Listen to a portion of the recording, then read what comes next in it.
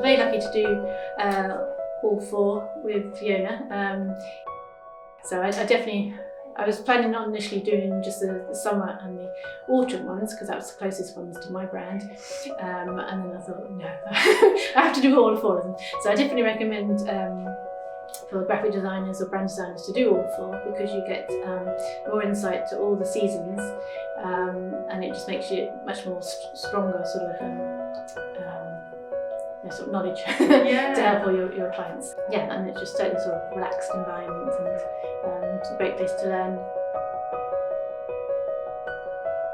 Yeah, because initially I was thinking that my brand was autumn with a touch of summer, and then Fiona was saying last time, well, I think you're spring. So sort of since then I've sort of been rethinking everything, and I think knowing that I have a touch of spring in the brand has actually made me feel much more better about my branding. Allowed me to breathe. I don't know if that makes sense. So it gave me much more insight into my brand. It's given me more confidence now to sort of move forward and get going.